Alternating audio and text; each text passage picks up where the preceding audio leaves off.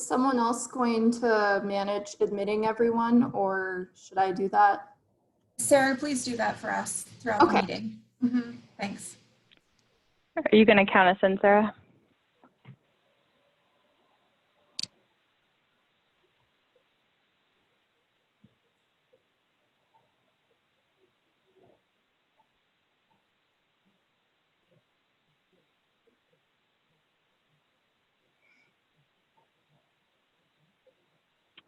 Okay. Good evening, everyone, and thank you so much for joining tonight's open house hosted by the City and County of Denver. My name is Paige Colton, and I'll be your moderator tonight as we talk about the Northwest Community Transportation Network Project. Whew, that's a long name, but I got through it. I'm going to hand it briefly over to Jasmine to give us some information about language interpretation. Hey everyone, I'm Jasmine. I'm going to be your interpreter for today. So after this short intro, we'll go ahead and turn on the interpretation function. You shouldn't see it at this point, but we'll explain what that'll look like. Hola a todos, mi nombre es Yasmin. Voy a estar proporcionando interpretación para ustedes el día de hoy. Después de esta corta introducción vamos a encender esa función de interpretación, así que aún no ven eso, pero la van a ver en cuanto comencemos eso. So at that point, you should see a globe at the bottom of your screen. If you're on your cell phone, you can hit the 3 dots and you should see the interpretation options there. Please go ahead and select your preferred language, and you also have the option to mute the original audio if that does become a distraction. Cuando comencemos esto, en la parte de abajo de su pantalla deberían de ver un globo. Si están en su celular, pueden oprimir los 3 puntos y ahí mismo pueden ver esa opción de interpretación. Por favor, visiten esa opción y elijan su idioma preferido. Ahí también tienen la opción de silenciar el audio original si es que eso es una distracción. We just ask that people speak one at a time. Please be aware of your pace, and please also make sure that you're speaking clearly and that you're muted if you are not speaking. Solo unos consejos en general para la interpretación. Les pedimos que por favor estén conscientes de la velocidad en la que están hablando, que hablen claramente y que hablen solamente uno a la vez. Y si no están hablando, les pedimos que por favor tengan su micrófono en silencio. I think we are good. Se me hace que ya es todo. Thank you so much. Gracias. Thank you, Jasmine. So some attendees tonight may have joined us for our kickoff virtual open house in April or last week's virtual town hall. For those of us who are joining us for the first time, you can view our previous meeting recordings on the project website, and you can access that at bit.ly/Denver Moves Networks. And we'll share that at the end as well. If you experience any technical difficulties tonight, we will be posting a recording of the meeting on the website in the coming days. Also, attendees have been placed on mute to help us minimize distractions, but we really do want our meeting to be interactive, so we will be pausing periodically for questions. So to submit a question, click the chat icon on the bottom of your screen and make sure you selected questions in the to-drop menu before you send. And to keep our conversation focused on all the information we need to cover tonight, which is quite a bit, chats will be visible to the project team only, but we will try to answer all relevant questions or comments during the meeting. We will also be compiling a FAQ with common questions and answers after the meeting if we're unable to answer all questions in the time we have. Feel free to email the project team at denvermoves@denvergov.org with any questions. Before we move into introductions, I'm going to preview the big takeaways from this meeting. Okay, so we're here tonight to speak with you all about the Northwest Community Transportation Network Project. We'll start off by giving a brief overview of the Northwest Network and how the community input that we've received so far has shaped our proposed designs for each funded bikeway in the Northwest area. Next, we'll give you a tutorial of our new fancy schmancy input tool so you can help us finalize these proposed bikeway designs by taking online surveys. And then finally, we'll walk you through the concept design process in different bikeway facility types that are proposed for the Northwest area. We will pause multiple times throughout this meeting for Q&A sessions with the project team. So be sure to keep submitting your questions as they come to you. And then after the final Q&A, we'll wrap the meeting up with a quick reminder about how you can continue to engage with the project moving forward. So I'm going to introduce you to who will be leading today's meeting. First, we have Geneva Hooten with Denver's Department of Transportation and Infrastructure, who is the project manager. I think she just gave a wave there. Chris Vogelsang with OV Consulting is the consultant project lead. Hello. And then you may also hear from, hey Chris, David Pulsifer with Denver's Department of Transportation and Infrastructure. So I'm going to pass it off to Geneva to give a brief introduction and welcome everyone who's joined. Thanks, Paige. And I don't think Paige introduced herself. She's an associate city planner with the Denver Department of Transportation and Infrastructure. So we are talking about community transportation networks.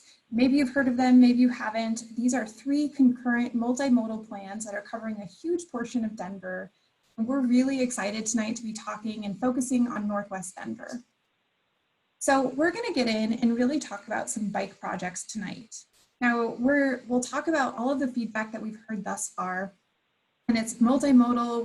We've heard about pedestrian issues and transit access, and we'll mostly be getting into some of those issues later in the summer and into the fall and working with you to prioritize all of that. But right now and tonight, we're going to be talking about bike projects. In 2011, the city had a citywide bike plan called Denver Moves Bicycles, and that was updated in 2015. All of the corridors that we're talking about tonight were part of that citywide plan. So they were on a map with a lot of community input and buy-in. And now 9 years later, we have the opportunity to fund them, design them, and get them in the ground. So here on this map in front of you, all of those yellow highlighted corridors are funded projects. And so that's really what we're focusing on tonight. And as Paige had talked about, those are the corridors that we have concept designs for. And the goals and outcomes of community transportation networks are really 5-fold. And the first will always be safety for the city. As part of the Vision Zero action plan and the city's goal of eliminating all serious injuries and fatalities by 2030, we want to improve safety on the streets for everyone who's getting around. We want to be prioritizing multimodal projects, build a healthier and more sustainable city. We want to rapidly deliver high comfort bikeways so you can get to where you want to go more safely. This is also part of the mayor's goal of building 125 miles of bikeways by 2023. We want to provide more travel options to help you get around, maybe leave the car at home, and just provide better ways and move in different ways. And so this is a long process. We kicked off the project back in January. We've had some interactive online platforms because of COVID. And right now we're here, we've confirmed the bike network and said, yes, recommendations from 2011 still make sense. Maybe they need a little bit of tweaking and updating to fit the Denver that we have today. And so we're here between steps 2 and 3 of developing options and developing concept designs. And then later this summer, we're going to move into final design, and we'll have that wrapped up by the end of the year. And we'll start constructing as soon as next year. So I'm going to talk a little bit about the great feedback that we heard. In April, we launched an online map input tool. Here's a screenshot of what that looked like. We had over 740 pins dropped, and each of those pins was an indication to us that there's a problem. Maybe it's hard to see. Maybe cars go too fast. Maybe you can't cross the street. Maybe you can't bike there. And all of those came together to tell us this. We know that we need to do better to make Denver a more walkable city. We need to make it more bikeable, and we need to make it safer by really addressing some of those speeding issues. So all of this is the feedback that we've taken and used to develop concept designs that we're going to get into. And as part of that survey, which was was all 3 community networks together, we had a few questions at the beginning, and we had over 500 survey responses. And when we asked what part of the streets should be given the highest priority, people said bikeways, sidewalks, and safety. So we're really using this as part of our leverage to say, we have this opportunity, we have the funding, we have your support to make these projects happen. So we're going to dig into that a little bit more. And I'm going to kick it back to Paige for our first set of Q&A before we get more into the projects. Okay, thank you, Geneva. That was short and to the point. Awesome. I wanted to point out that we have 83 people attending the meeting right now, which is a great number. Hope you all can stay for the demonstration of our cool story map input tool later on. This is a good time, as Geneva said, for us to take a break, answer some questions. If you haven't tried to submit a question yet, you can click on the chat bubble icon and type us a message. Again, make sure the word questions is selected in the drop-down menu before you hit send. And I'm just going to give people about 30 seconds to submit their questions.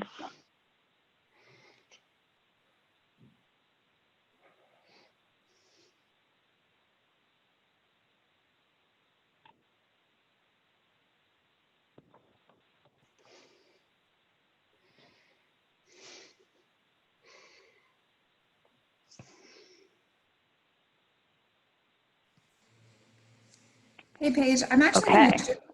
Mm-hmm. Oh, go ahead. Oh, go for it. Yeah. I was just going to say... Did you want to start with one in particular? Yeah, there's a question that we got from Tony about 23rd Avenue, saying that only part of it looked like only part of it looked like it was funded, and I just want to clarify that on this map, this part is funded, and then there's an existing bike lane, and then this other portion is also a funded corridor, and that one is already moved into final design and will be constructed later this year. So it's not part of what we're focusing on tonight, but you're right that that is going to be part of it. So we'll have a continuous bikeway all the way from Sloan's Lake right there into Low-High. So really good question. Awesome. And can you answer Tony's second part of his question? He's wondering if we're going to look at lowering speeds. I think he's talking about on 23rd specifically, but maybe you can talk to the project as a whole. Yeah, definitely. So on 23rd Avenue, I wanted to say that the posted speed is 30 miles per hour, which is higher than we would typically like to see for bikeways. And the city, as part of its Vision Zero effort, is actually looking at doing a citywide speed mitigation study of looking at the potential corridors that we could lower the posted speed. That's part of a much bigger effort and needs a lot of design thought. So I can't promise that this one will be part of that, but I think we can push at least to have it looked at. And the good thing is that the mitigations that we're proposing, part of it will be a neighborhood bikeway turning into a bike lane. And then further, as you get into downtown, it will be a protected bike lane.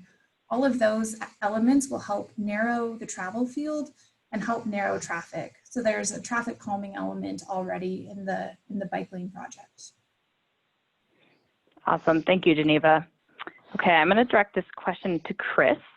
So this person, Alicia, is asking about the intersections of 46 and Lowell, and that the intersection is notorious for accidents, especially during rush hour. And she's seen a number of accidents due to the inability to turn off of Lowell onto 46. Gotcha. So how will this project create a safer intersection for vehicles and pedestrians? Cool. Well, first I just want to say I'm so excited that someone has been out already and is looking at the designs, the concept designs. Super key to look at those details. There's a lot of stuff we're looking at and a lot of potential changes that we want input on. So there's a great observation. Yes, at the intersection of 46th and Lowell, right now that concept shows the northbound and southbound left turn lanes being removed, primarily to allow space for the protected bike lane facility. There's just not enough room for everything all the time. So you'll see things like those turn lane items. There's special criteria that the concept design team has been working with that were developed over a few years by Dottie about when turn lanes could be removed based on volume. There's certain mitigating factors to that we'd love to hear your input on, kind of work through that. And I'll use this chance to say one more thing. So you'll see a lot of trade-offs in these designs, right? So in order to make a safe and comfortable bike network, sometimes that means that we have parking that might end up being impacted, or curbside uses, or turn lanes, or those things. And they are not easy choices. but we're really focused, to your point, on safety for the most vulnerable users in our system, which are the pedestrians and bikes. Excuse me. So, you know, we're still looking at this. This is a draft concept. I think the turn lane issue is something we'll look at a little more. I also want to look at that intersection in more detail for improved pedestrian elements as well as we get deeper into design. So I just want to thank you for taking the time to look at that so closely and provide that input. Awesome. Thank you, Chris. Geneva, I have a question here for you. What is the timeline for completing these proposed improvements? This is from Andrew. Sorry, I had to find my unmute button. That's a good question. So we are really right now working on finalizing designs, and with the exception of a few opportunities where we can leverage the citywide repaving, where there's a 5-year repavement plan for all the streets in the city. When that's going in, we can also add in a bikeway. So with the exception of those very few instances, we'll be starting construction in 2021 for most projects, and then phasing them over the next few years. So some will be in 21, 22, and 23. And we will be coming back to you with help on how to prioritize all of these. As you're gonna see, we're working on 10 different projects. They're very long. We have a ton of different opportunities to improve. And so we will be using your help in prioritizing which projects should go first, which ones can we wait a little bit longer on. That's great. Thank you, Geneva. And kind of a follow-up question to that, someone asked, considering the budget now, I assume they're referring to, you know, COVID-19 budget cuts, will these improvements happen on schedule? I just want to make sure we cover that entirely. Yeah, it's a good question. I don't know if folks are as aware, but due to COVID, the city right now has a $266 million deficit. There are enormous impacts and trade-offs and challenges that every single person in the city is going through, including our local government. The good news is that these projects were funded through a slightly different funding source, and it's committed funding for the next 2 years. And I think there will continue to be conversations about how we prioritize and make sure that the projects that we're putting in the ground will really reach the most benefit and bang for their buck. But as we know right now, there is a commitment and funding for these projects to happen. Awesome. Thank you, Geneva. We've got a question about Lowell, another question. Team Avalanche, good name, is concerned with parking issues around the northern Lowell area. And they may have missed past meetings, so we may have already addressed this, but they just want to ask that question. Sure, yeah. Again, Chris Vogelsang, and I was leading that concept design process so far, so I have a lot of good knowledge about where we are. Yeah, so there is, you know, it comes back to a space issue, right? So sometimes we can't have everything, but what we are doing about parking in the northern Lowell area, especially from between 40th and 50th, is a real focus for us right now. Is trying to work with the stakeholders, this community, the citizens, the business owners, Regis Community Council, Berkeley, Regis United Neighbors, all those folks, to talk through what are the specific needs there, how do we leverage the space we have to be supportive of business while still producing a safe and comfortable facility and making those network connections we need to make. And we have had some discussions about that, and we had a follow-up meeting actually with a group of citizens just yesterday to talk through what happens next. And there's a sort of a mix of opinions, but the next step in that process is kind of start working through that with the people that know that area the best and would be affected and benefited the most, and start working with our parking management group and work through, like, what are the options here? What can we do? How do we make sure loading can happen? How do we handle accessible parking? All those things. So we haven't sort of finished that discussion yet. It's really just the start. But we do know from doing the concept design that the physical constraints of the corridor make it so we have to make some hard choices And we're looking for input on that specifically. Awesome. Thank you, Chris. I'm going to do one more question in this round, but we will have plenty of time later on to answer all your questions. This question is for Geneva. I just lost it. This is from Yang Wang, and he asks, can shared/open streets be made permanent, which is an exciting question. Yeah, thanks for the question. So the question is about the open streets that we've seen across Denver since COVID hit. And the answer is a sort of. And we have this really great opportunity of, right now, the streets that were chosen were done mostly because of their proximity to our regional parks like Sloan's Lake and City Park. And what the shared streets do is they provide a slower street where cars are really not encouraged to go and people who are walking and biking have more priority. And that's the kind of really the feeling of a street that we're trying to get when we're building neighborhood bikeways. So this map that I have in front of me, all of those orange dashed lines are neighborhood bikeway projects. And so these are intended to be shared street-like experiences where you feel comfortable being in the middle of the street, biking with your family, or crossing without fearing for that experience. So it's not going to be exactly the same. You won't have the bright orange barricades, but it's going to be a very similar experience to what you've experienced with the shared streets. Awesome. Thank you, Geneva. It's a great summary. Passing it back to you to do a demo of our tool. Okay, great. I am going to come back here. Where did that go? All right. So I'm going to have to do kind of a little funky thing where I get out of PowerPoint and show you this. So this bit.ly is just a shortened way of getting us to where we want to go.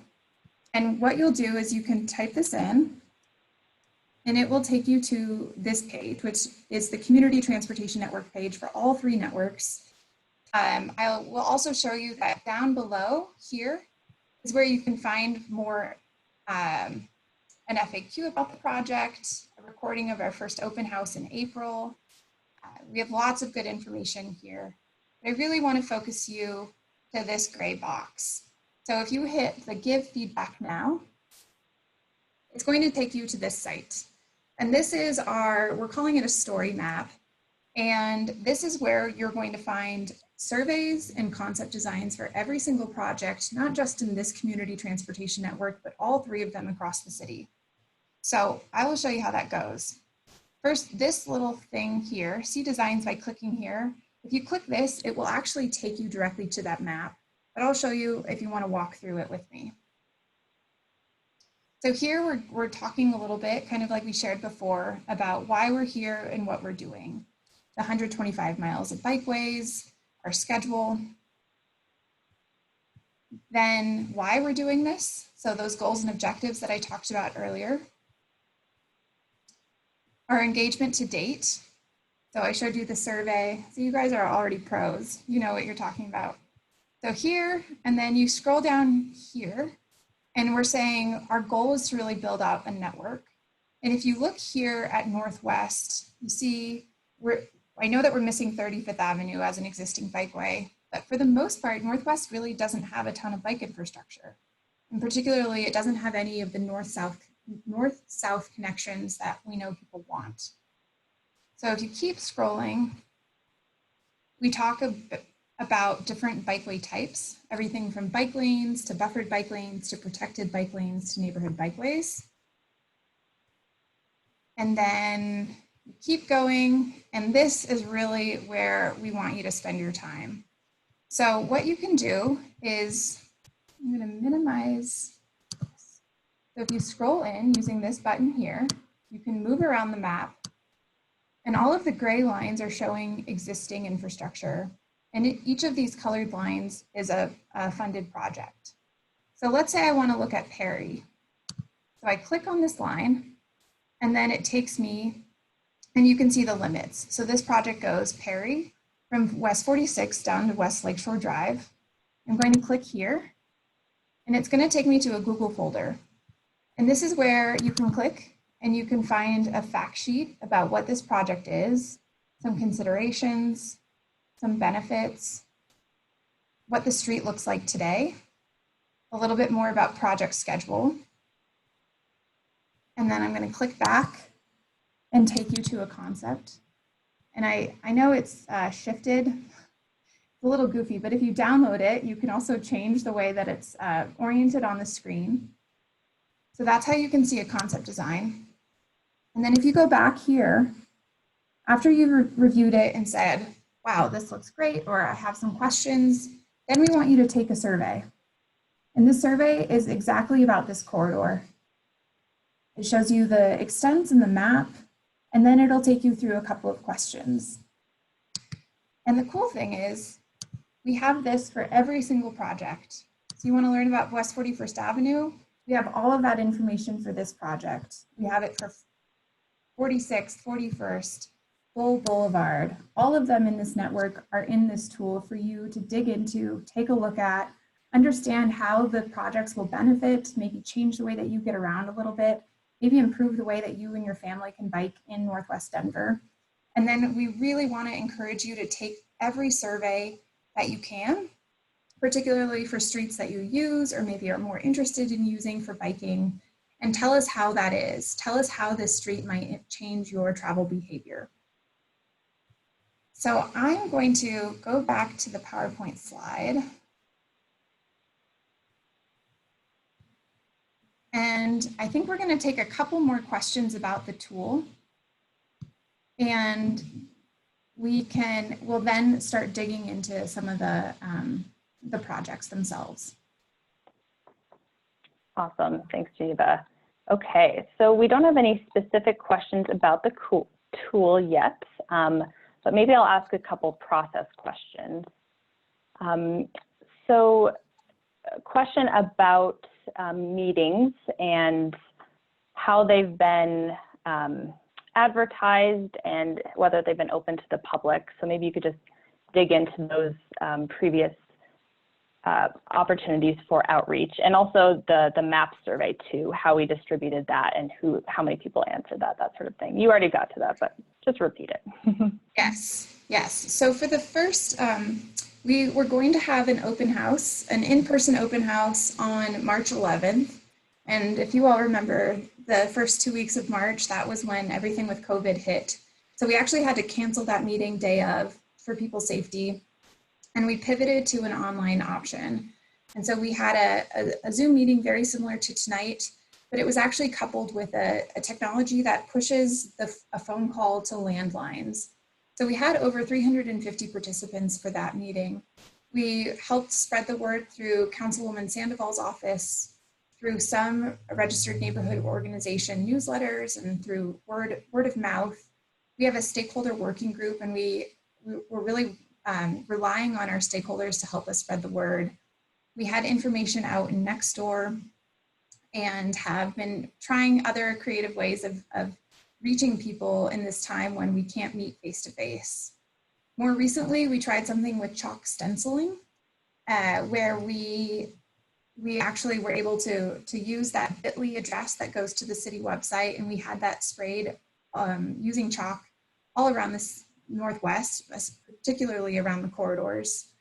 We've had flyers to some of our local restaurants and businesses, helping with takeout orders. So if people are ordering food, they can also learn about the project.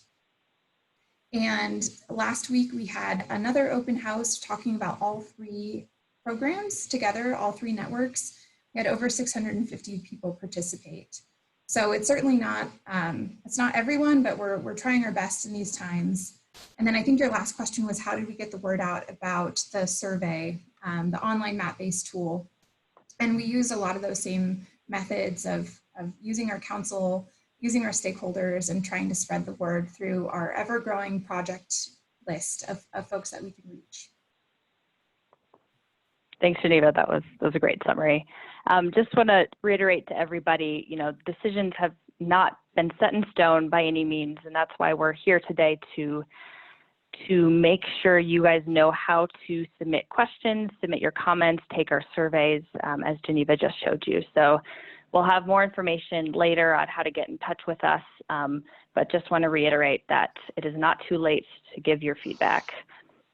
Okay, and then I'll just ask one other process question and then we can move on. So Kristen asked that, he says, I recognize the funded bikeways were chosen in a plan a few years ago. Is there a plan to update that and increase the number of bike-friendly routes in the future? That question's for Geneva. Yes, so the idea here is that we are working right now to make sure that these particular projects get in the ground. And while we were doing that, we're also looking at other opportunities to add new lines on the map. So Denver Moves was almost a decade ago, and we know that Denver looks different and people move differently. And also our knowledge and our sophistication of how we design for bikes has changed. So what we're going to be doing later this year is coming back to you and saying, here are potential new bikeways that can be added. We've heard in particular that people are missing some of those key east-west routes, and also west of Perry Street between Perry and Sheridan, there aren't any other north-south routes. So all of those we'll be exploring and working with you to prioritize later this year. Awesome, thanks so much, Geneva. Okay, I think we're gonna wrap up this Q&A session, but again, we'll have a chance to answer questions at the end. So passing it on, is it Geneva who's taking this section? No, actually, Chris is taking this one. Oh, that's me. Okay, Yeah. on to Chris. Thanks, Chris. Awesome. Yeah, thank you. And yeah, I know we're doing our best with the questions. It's a little tough when like it's kind of a one-way conversation, and we really wish we could be in person and like have these back and forth discussions. But what we're hoping is that you kind of continue that engagement, take our surveys, send us your thoughts, and we'll do as best we can answering all these questions today, or at least addressing them. There might not be the final answers, but I really appreciate everybody being patient and trying to participate in this way, and it's great. So, okay, so that said, I'm on to our network. So it's really important to understand that we aren't just building projects, we're building a network of facilities, right? And the network is the important piece. So Denver has taken an approach, instead of building onesie, twosie sort of facilities all over the city, we're focusing in on 3 areas, Northwest being one. And we want to sort of surge, right? And get some infrastructure in the ground so people can bike and walk safely and get around the city and do things better than they have been and don't need to get in their car. So this shows kind of our network and how that goes together. That network is made up of different kinds of facilities. Some you'll be very familiar with and some you maybe be less familiar with. So I wanted to go through that a little bit. So we have quite a few neighborhood bikeways in our area. And we have them on Perry, Julian, Elliott, Clay, 41st, and a small piece of 46th as you head further east. And the neighborhood, or not the neighborhood, but the traffic changes. These facilities and alignments right here, these projects were chosen for making network connections, for the characteristics of the streets that were assumed at the time, and we've gone through and tried to confirm those with traffic and intersection counts for speed and volume, and also the land uses, right? These are intended to be low speed, low volume, safe facilities that have a lot of benefits for not just bikes, but for the neighborhoods, reducing cut-through traffic, increasing safety, and those things. So they're a key part of our network. And then we have several bike lane sections, which you're very familiar with, painted stripe on the road, 50th Avenue, 46th Avenue, Byron Place, 23rd Avenue, and North Tejon. These have a varying level of sort of buffer space or not, depending on what the speeds and volumes are and what the streets look like and how much space there is. As we move through those concepts, some of these include having to look at curbside space to make room. So when we start allocating street space to other uses, we have to start looking at how do we make it all fit, what's best for the corridor, and how do we get people's input on that. So as you go through these concepts, you'll notice some of those trade-offs more directly than the neighborhood bikeway ones, and we love feedback on that. And then a special type of bike lane are protected bike lanes. These are our sort of highest level facilities where speeds and volumes are the highest. And we need a special protection for the cyclists to make them feel safe and comfortable. They also have a lot of focus at the intersections and at driveways to try to make sure all those interactions are designed safely. Right now, Lowell Boulevard is the one in our area that kind of met those thresholds. I should point out that Lowell Boulevard was identified as bike lanes in Denver Moves bicycles. And then as Denver has changed and we've done new traffic counts and everything, traffic is busy enough and the speeds are high enough that met our criteria for needing more protection. And so that's the direction we're moving forward with that. So if you look at that design, I know a lot of people on this call seem pretty interested in that. That one requires some special attention, and we'd love to get the specific specific input on the impacts and the benefits for everybody. Okay. So I can hit the next one. Great. So just to kind of bring it back up. So all those typologies come together to make a network that's safe and comfortable for everybody. We're trying to get these, not trying to, I guess, but we are tasked with getting these built out by 2023. I know 3 years seems like a long time, but it will go very fast. And we're going to start seeing changes on the ground as soon as the fall of this year, as we tie into other project opportunities for implementation, such as repaving projects and those things. So we're moving fast.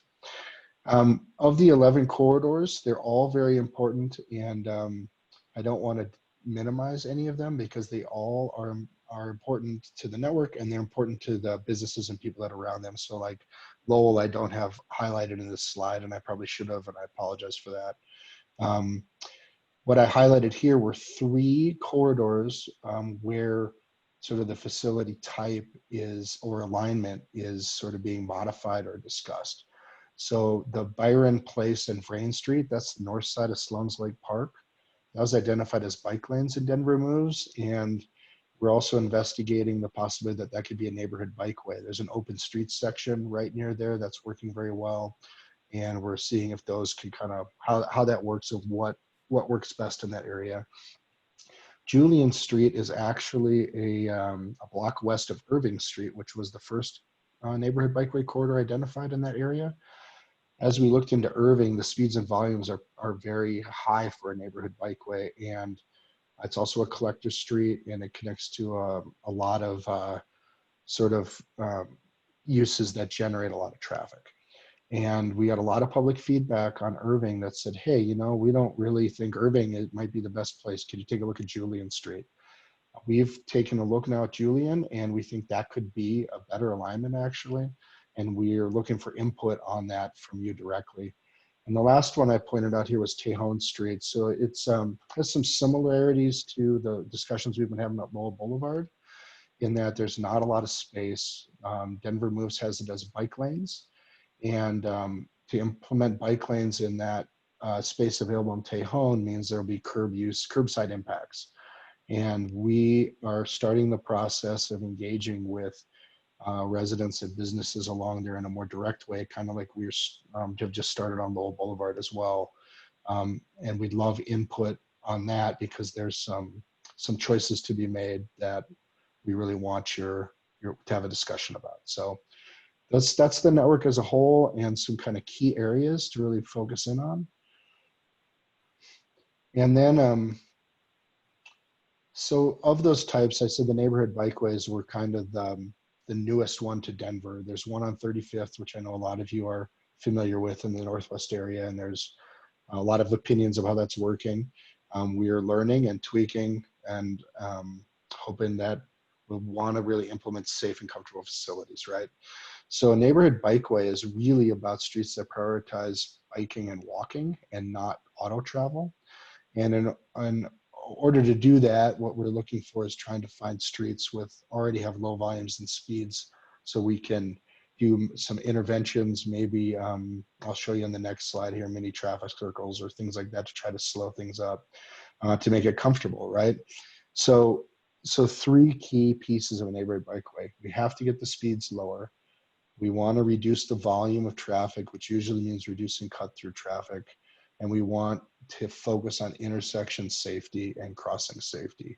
So this slide shows some of the tools we use to meet those goals and to make that work. And as you look through our concept designs for neighborhood bikeways, you'll see all of these in specific locations, and those locations aren't just at random. They're based on sort of our understanding of the patterns, the intersection issues, where speeding is occurring, and all those things. So that's what neighborhood bikeways are about.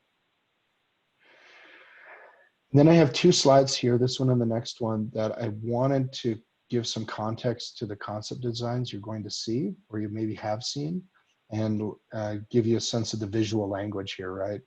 So in those concepts, there are intersection kind of focus views, and there are also cross-sectional views, which I'll go to next. The intersection views try to show at a level that, you know, trying to make it understandable to everybody what the proposed changes are. So you'd see in that top left that at 46th and Irving, we're trying to do the bike lanes, but also incorporate a median refuge island to make the pedestrian crossing to Rocky Mountain Lake Park simpler and easier, and we're coordinating with parks on that. So trying to show a holistic, like how we're approaching the problem. In the bottom there is a diverter at 35th and Clay. So Clay has higher volumes than we would like for a neighborhood bikeway. And so we're proposing a few locations where we'd put diverters in. Those are raised elements in the middle of intersections that are intended to prohibit or reduce, you know, not let you just drive straight through on the street. And really important to reduce the volumes. On the right side there, I'm showing a mini traffic circle. That's at Perry and 23rd. That's primarily intended to reduce speed. And you also see some curb extensions there to shorten the crossings and try to get the right geometry. I know that I saw a question about traffic circles and how those work to slow traffic down. So that's what you see here. And then the last piece I'm going to sort of talk at you guys at, which I feel like I'm talking too much, but that's okay. These are also in concept designs, and this is, I think everybody has a pretty easy time with the plan view stuff. So plan view is when you're looking from like an airplane down at the ground and you can see how things are laid out. These are laid out as if you were standing on the street and looking down the street. And so what you see here on the left side are existing conditions for two streets, 146th Avenue on the top and 1 Dunkled Place, which is the south end of Clay. So it shows how the space is laid out and how it's used today. And on the right side, you see the proposed concept as it sits right now, how we intend to reallocate that space, how the bike facilities fit in and buffers, where travel lanes are, and how parking fits in. So you can see in that the 46th Avenue example in this section, there's not enough room to do parking on both sides and do everything else. And so we've gone through and tried to choose the best place where we could minimize that impacts in terms of how many spaces we're taking and those things, and provide mobility. And on the bottom, we show how we're doing kind of reallocating that space and thinking about directional travel. Like northbound is harder than southbound. That's looking north. So that's how you can read that visual language when you look through the concepts. So I just wanted to give you guys some context on that. And that's all for me. Awesome. Thanks so much, Chris.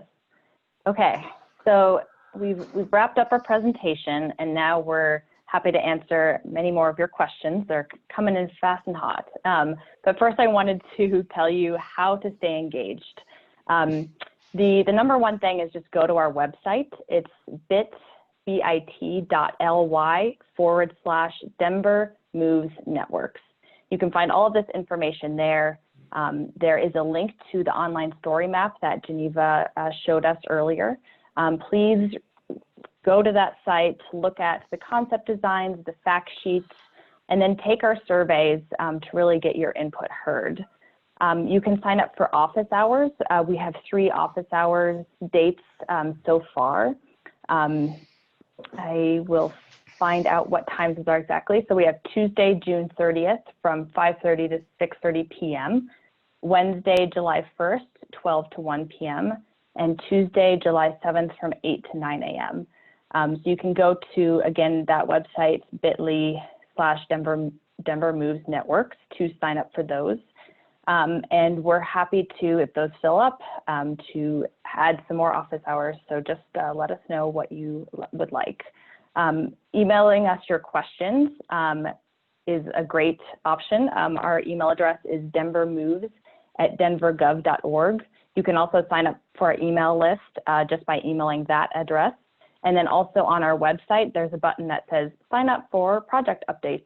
And you can click on that and sign up that way as well. So whatever method of getting in touch with us you prefer, office hours are great for if you want to have a more in-depth discussion or prefer to give your input verbally. The email is great for questions. We can give you a call back if you want to call. And then of course, our online story map is a great way for you to look exactly what's going on and answer an online survey that applies directly to that project. So another great way to give us your thoughts.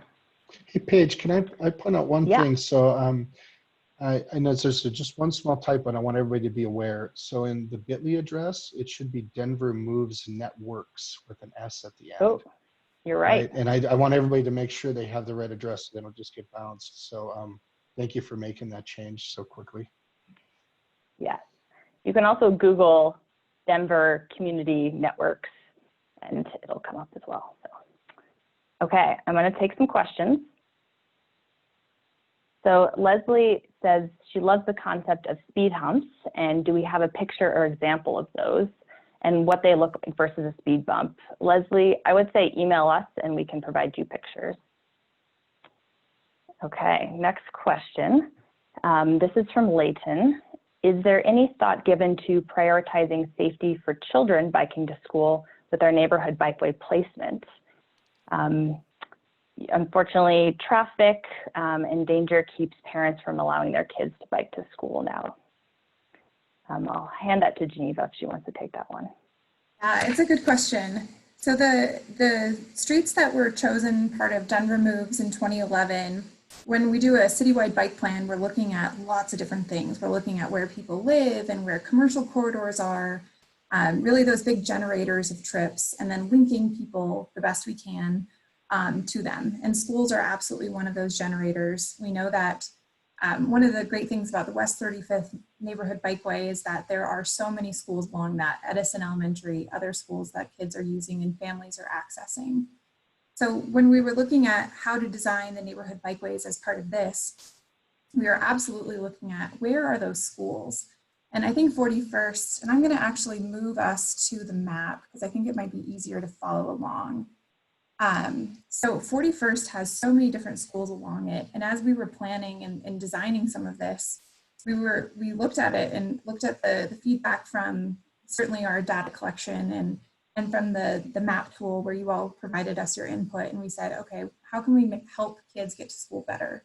And as we're working through final design and really massaging and tweaking and editing these designs, we want to make sure that we're hitting that correctly and that we're getting it right. So if you are reviewing these and you say, oh my gosh, this isn't going to help the way that I walk to school with my kids, let us know. And when we're later this year, when we're looking at additional bikeways to add, that's also when we can start pulling in and saying, where are the schools, where are our families living, and how can we start connecting the dots on those and adding some additional places that aren't there and aren't showing right now. So it's a really good question. Thanks, Geneva. Chris, I've got a question for you. This is from Dig Studio. They say, I'm not sure the concept of what a neighborhood bikeway is. Well, let me rephrase this. I think Dig Studio is asking, it might be hard for cars moving through on a neighborhood bikeway to understand that it's supposed to be a neighborhood bikeway. And so does there need to be more signage and markings added to those? Yeah, thanks. So yeah, so what you're seeing in the concept designs right now, as you look through that, it's pretty, infrastructure and striping focused, right? And as this moves further down or further along the process into final design, you'll start seeing more of that. But yes, so the intent is that trying to communicate to all users that this is a special road that is designated as a neighborhood bikeway. Comes through several things, right? So it'll be one of the things will be the type of infrastructure you see across on that street in terms of speed cushions or traffic circles, or diverters will communicate that in a sort of design way.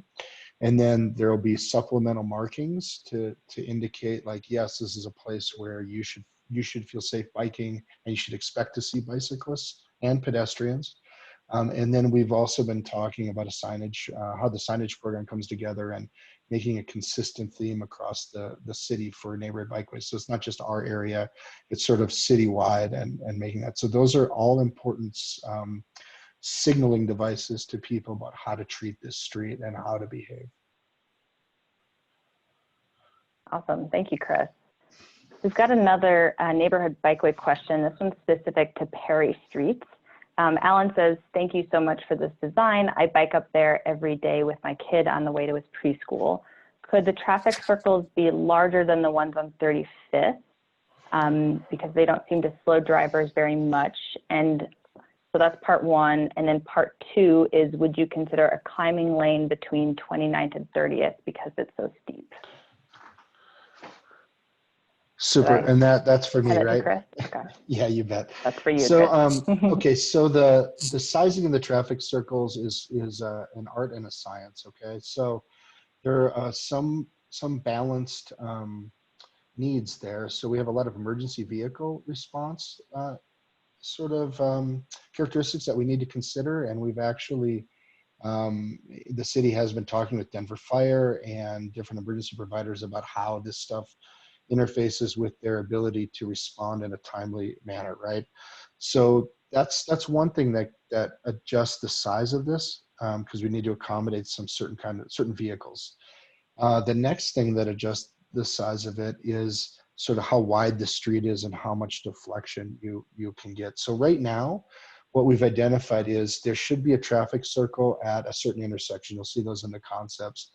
And those have not been like sized specifically to be like, we know exactly how big those are going to be. We'll start into that process in the final design process and look at the emergency vehicle turning radius, the amount of deflection we can get to make sure we're getting the speeds where we need to get them. And also looking at potentially curb extensions to try to tighten up those entries to the traffic circles and kind of get that turning path how we want it. So that's a great question. And what was the second part? I was all fired up about the first part. Yeah, let me find that again. Let's see. I think it was Scrolling down. great. Lots of questions. Well, I will. That's okay. I think that later. I apologize for forgetting that, but I think climbing lanes. Climbing lanes. Great. Yeah. Sorry for brain. Lost my brain there for a second, but yeah. So climbing lanes, those things. We actually looked at those in a few other corridors as well, and so we've been looking at topography also on a case-by-case basis. It's tricky when you just look at a aerial view. You can't really tell exactly what's going on, and so we've actually been out in the corridors, biking them, driving them, looking at all sorts of characteristics, and we are evaluating those pieces, but we're totally open to suggestions from the people that know the streets the best too about where those make sense, and we definitely would consider that. Yeah, and I'll jump in too, Chris. We have, so Clay Street, when it comes down and comes back, it turns into Dunkled Place right here by the schools and the rec center. Because of the topography there, and we know it's particularly hard to be biking uphill and a car is behind you. And so for that particular section, we have a climbing lane, and then we have a shared lane coming downhill. So we can explore it north on Clay, but we're definitely using them as a tool in our toolbox. Thanks, Geneva. Awesome. Thank you both. A question about pedestrians. So this is from Alicia. She says, how will you ensure that these designs for bikes are meeting the needs of local neighborhoods? The walkability of the Regis area is very low, and I find this to be more important as a homeowner and a participant in local businesses in the area. I'll direct this to Geneva. So how are we making sure pedestrians are taken into account here? Yeah, good question. So we know that everyone uses a street. It's not just for cars or bikes or pedestrians, but really streets are for everyone. And so when we designed, and the concept designs that you can see online right now, particularly for neighborhood bikeways, consider the pedestrian at every intersection and along every street. We're looking at how do we slow cars, how do we divert cars away from those streets so that it's safer for people walking. And all of the great feedback that we heard, those over 500 responses and the 744 comments that everyone gave us, those also helped us in determining a lot of these designs.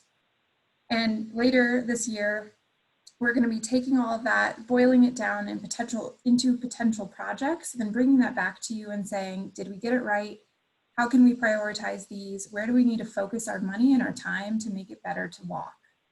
And the last thing I'll say is, not only on neighborhood bikeways have we addressed and tried to work on some pedestrian concerns, but on some of our bike lane projects as well. So the example that we had at 46th, which is a bike lane for the most part, we also know that that's the key connection to get to two of Denver's most beautiful parks.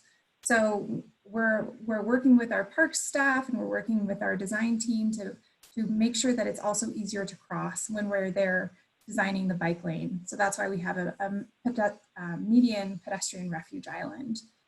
So as much as we can, we're trying to integrate all of these different modes to make our streets as safe as possible. Thanks, Geneva. That's very comprehensive. Hey, Chris, I have a question for you. This is about the Clay Neighborhood Bikeway. So Charlie says traffic volumes are low, but the street is very wide compared to most of the other neighborhood bikeways. Was a bike lane considered, and maybe just why a neighborhood bikeway was chosen?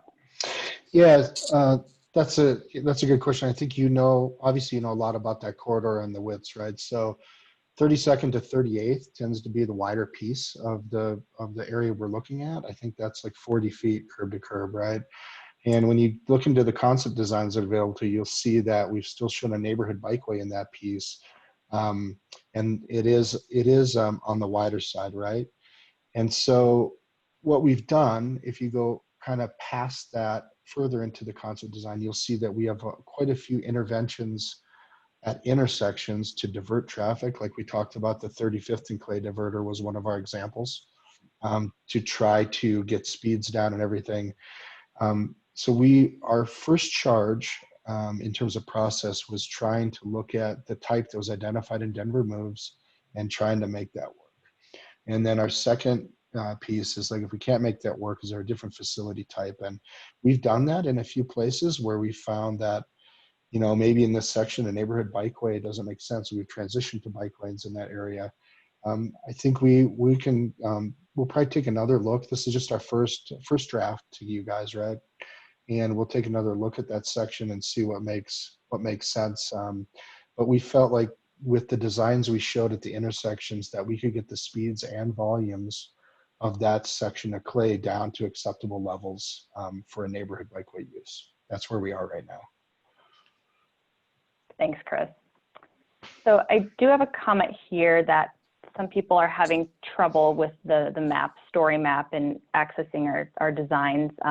Just want to remind everyone, if you are having trouble, don't sweat it. Just send us an email at denvermoves@denvergov.org, and we can send you any designs, fact sheets, and survey links that you need. So always another option, and we're happy to do that. Okay, I have a question for Geneva here. Are you working with neighboring municipalities to make sure bike facilities in either direction don't stop at the city line? This is from Ryan. It's a great question. And the answer is yes. Although, as you know, the wheels of government sometimes move slowly and slower than we want.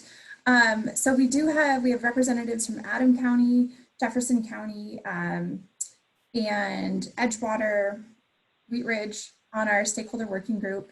And our intention is to build a great network in Northwest Denver, and also a really great network that can connect us to the places that we know people want to go outside of Denver. So for instance, we've heard time and again that the connection to the Clear Creek Trail just off 52nd is a really key connection. And so we want to make it easier to help people get there. We know that there is a little bit of a mismatch when you cross Sheridan, where certain bikeways, for instance, 26th, stop and aren't continued in Denver. So later this year, and I know I keep saying that, later this year when we're looking at adding additional lines to the map, that's our opportunity to say, maybe we can improve how we're doing it in Denver and do a little bit better of a job of connecting people from west to east and really getting people into downtown and to jobs in Denver that they may work at. And the last thing that we're doing is also on the other side. So when we've built these great bikeways, it's also a good place for our neighbors to the west to say, maybe it's time for us to connect our bikeway to Denver's. So we're definitely working together, but it's a slow process. Awesome, thank you, Geneva. So I see that we are 1 minute over our allocated time here, and we don't want to take up any more of your evening, but we really appreciate everyone being here, asking so many great questions, providing your comments. We will definitely incorporate all of your comments into our outreach bundle. And then for those of you whose questions we did not answer, we will be putting out an FAQ, just kind of summarizing everyone's questions and providing answers to those.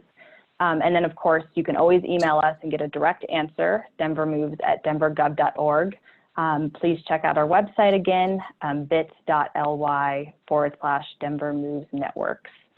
And again, appreciate your time and thank you so much. We will Thanks, see you everybody. later. Thank you, everyone. Thank you.